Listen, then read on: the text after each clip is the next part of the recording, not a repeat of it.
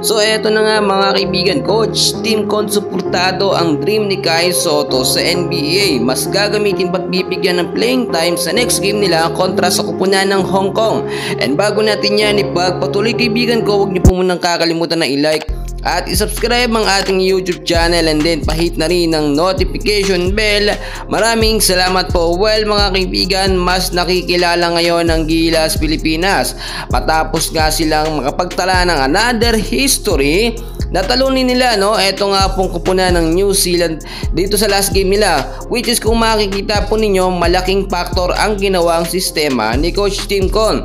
At hindi naman mangyayari yan kung hindi rin dahil sa ating pambato na si Kai Sotto, which is si Kai Sotto ay meron po nga 19 points, 10 rebounds, 7 assists, 2 steals, and 2 blocks.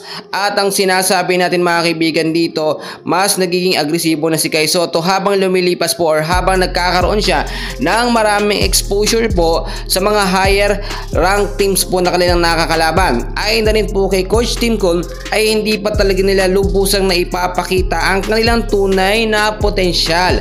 Kaya naman nag-i-aim pa sila ng mga higher ranked teams na makakalaban dito sa FIBA Asia Cup qualifiers, which is kung titignan po ninyo, more exposure, more chances of makapagkalaro or makuha sa NBA. Ito nga pong si Kai Sotto. Nakita natin yung estratehiya na ginagawa dito ni Coach Tim Con mga kaibigan, yung pagbibigay niya ng suporta sa ating pambato na si Kai Sotto. Kung napapansin po ninyo, laging nasa starting 5 lineup etong si Kai Sotto, which is hindi lamang yon, nabibigyan pa ng mahabang playing time etong si Kai Sotto at nakipapakita niya yung kanyang tunay na potensyal. Unlike po before, yung si Chot Reyes pa ang head coach ng Gilas Pilipinas, si Kai Sotto laging nasa bangko at puro maliliit na mga player ang nasa first 5. Hindi rin siya nabibigyan ng mahabang playing time noon. Pero unlike ngayon, talagang ganda. Kasi nakita nyo, mas napapansin talaga ang mas pinapriority natin ngayon or ni Coach Tim Con si Kai Sotto habang bata pa.